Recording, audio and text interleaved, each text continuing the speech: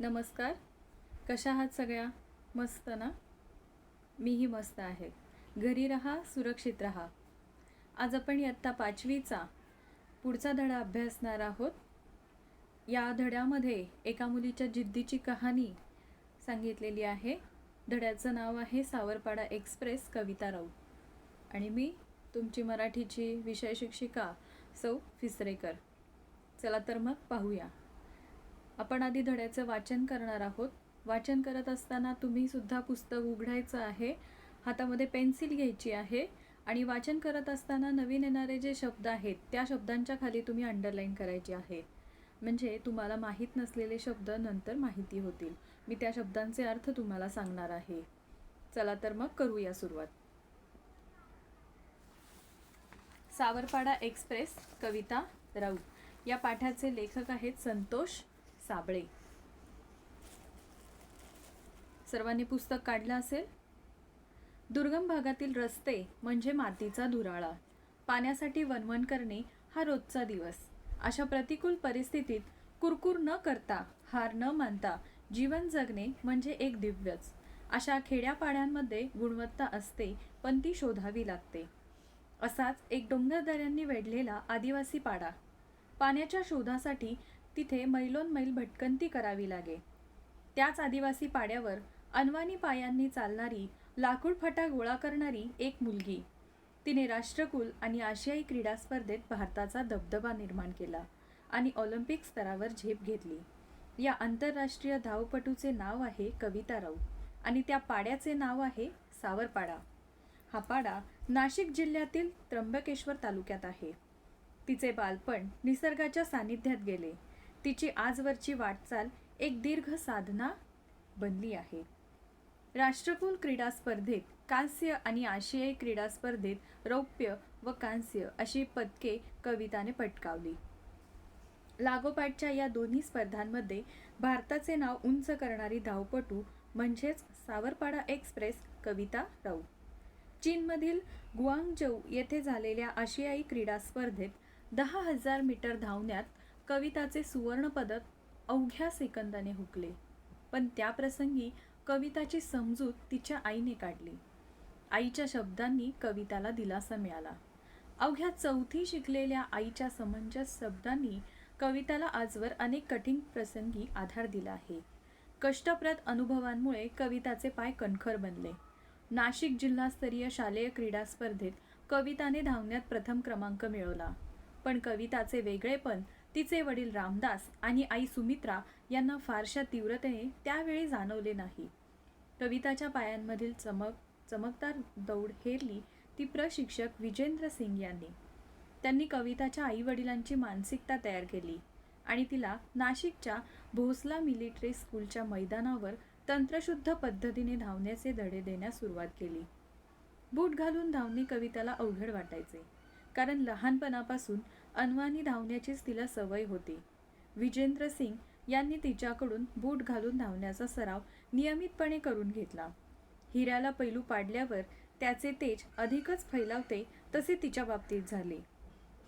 गुजरातमधील गांधीनगर येथे झालेल्या राष्ट्रीय पातळीवरील शालेय स्पर्धेत धावण्यात रौप्य पदक मिळवून तिने यशाचा आरंभ केला. पुढे मग नाशिक येथे सराव आणि हर्सुल येथे शिक्षण अशी कसरत कविता करत होती.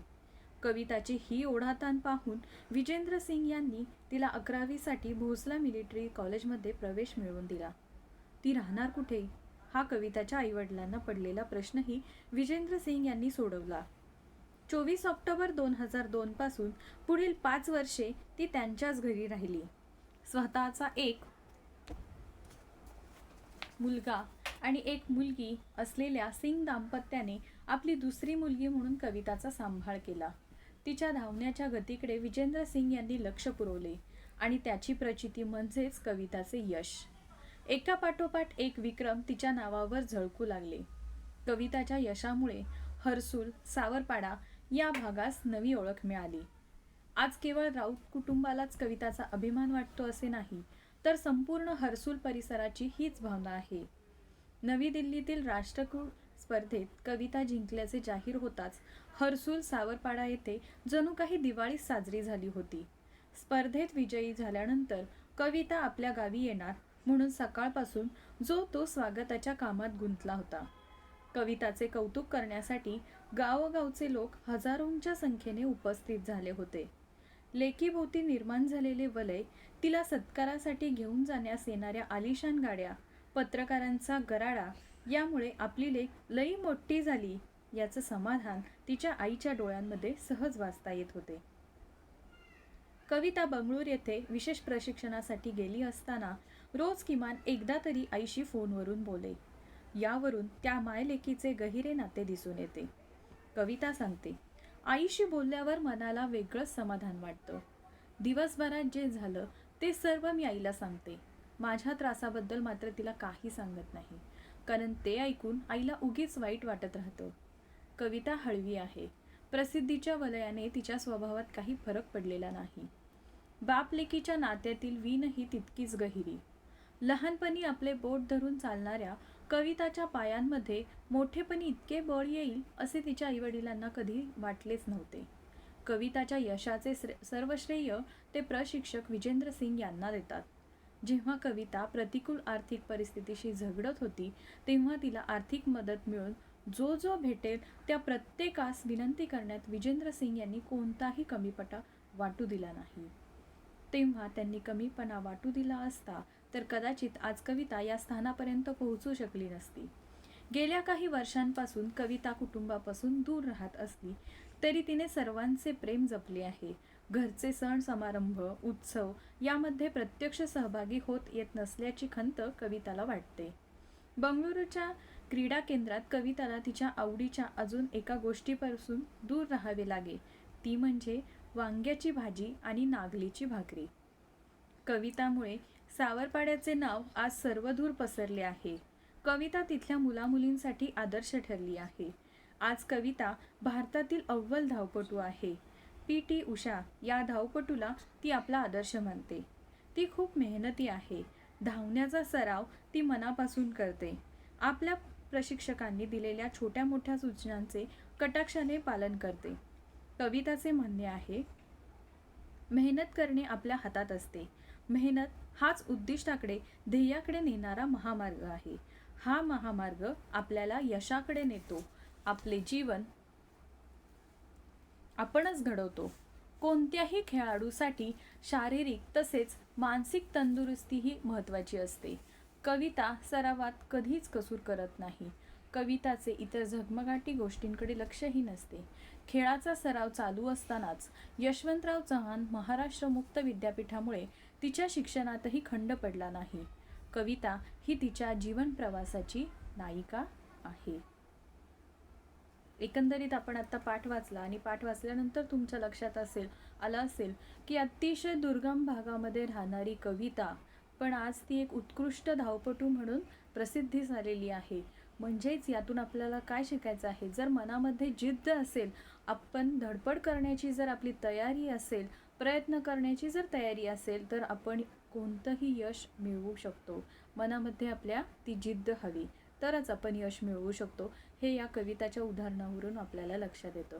म्हणजे ज्या मुलीच्या पायात काहीही नसायचं, जी मुलगी अनवाणी फिरायची, अनवाणी पळायची, तिला नंतर बूट घालून प्रॅक्टिस करताना त्रास झाला, परंतु नंतर सरावानं ते तिला जमू लागलं. म्हणजे अतिशय प्रतिकूल परिस्थितीतून सुद्धा माणूस कसा घडू शकतो याचं उत्तम उदाहरण म्हणजे कविता राऊत.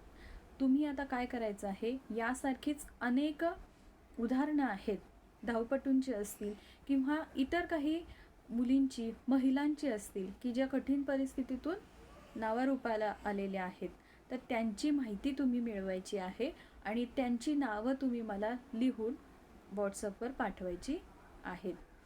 आत्ता नुकत्याच झालेल्या MPSCच्या परीक्षेमध्ये आपल्या कन्या विद्यालयाची एक मुलगी नायब तहसीलदार म्हणून तिची निवड झालेली आहे. तर तिचं नाव काय हे तुम्ही मला सांगायचं आहे. बघूया कोणाकोणाला माहिती आहे. आता या पाठामध्ये आलेले तुम्हाला माहीत नसलेले असे काही शब्द इथं तुम्हाला पुस्तकामध्ये दिलेले आहेत. त्या व्यतिरिक्त काही असे शब्द आहेत जे तुम्हाला माहीत नाही. म्हणजे हर्सूल, सावरपाडा हे तुम्हाला वाचल्यानंतर कळलं असेल की ते काय आहेत. त्र्यंबकेश्वर तालुक्यामध्ये असणारी छोटी खेडेगावं आहेत. त्याचबरोबर त्यामध्ये आलेले काही वाक्प्रचार. दिलासा मिळणे म्हणजे धीर मिळणे, दिलासा म्हणजे धीर देणे. कणखर बनणे, काटक बनणे. ओढाताण होणे, कष्टदायक किंवा त्रासदायक अशी धावपळ होणे. गराडा पडणे, घेराव पडणे, माणसांच्या घोळक्याचा घेराव पडणे. नात्यातील वीण गहिरी असणे. बघा, एक मगाशी वाक्य आलेलं होतं, त्यामध्ये हा शब्द आलेला. नात्यातील वीण गहिरी असणे म्हणजे नाते घट्ट असणे. वनवन सहन करणे, त्रासदायक भटकंती सहन करणे. समजूत काढणे, गैरसमज दूर करणे. नाव उंच करणे, यश संपादन करणे, कीर्ती संपादन करणे, मानाचे स्थान मिळवणे. जे तुम्हाला करायचं आहे, छान अभ्यास करून उच्च ध्येय गाठायचं आहे तुम्हाला सुद्धा. दबदबा निर्माण करणे, दरारा निर्माण करणे. हिऱ्याला पैलू पाडणे म्हणजे तरवेज करणे. सांभाळ करणे, पालन पोषण करणे. राबणे माहिती आहे, खूप कष्ट करणे. कमीपणा वाटणे, अपमान वाटणे. खंत वाटणे, वाईट वाटणे, खेद वाटणे. कसूर न करणे, चूक न करणे किंवा दुर्लक्ष न करणे. आणि खंड पडणे, मध्येच थांबणे. तर असे काही वाक्प्रचार होते आणि जे शब्द आहे ते इथं तुम्हाला दिलेले आहेत, पाठामध्ये शेवटी दिलेले आहेत. अतिशय सुंदर असा हा धडा आहे की ज्यामध्ये कविता कशी घडली, कशी एक आंतरराष्ट्रीय धावपटू बनली आणि तिच्यामध्ये असणारं जे कौशल्य आहे, हे कौशल्य तिचे असणारे जे प्रशिक्षक आहेत त्या प्रशिक्षकांनी ओळखलं आणि हिऱ्याला पैलू पाडतात तसं तिला पैलू पाडून एक आंतरराष्ट्रीय धावपटू बनवलं. प्रसंगी तिला आपल्या घरीसुद्धा त्यांनी 5 वर्ष ठेवलेलं आहे शिक्षणासाठी. तिची ओढाताण होऊ नये, तिला त्रास होऊ नये आणि शिकण्यासाठी तिच्या शिक्षणात कोणताही खंड पडू नये यासाठी त्यांनी स्वतःच्या मुलीप्रमाणे तिचा सांभाळ केलेला आहे.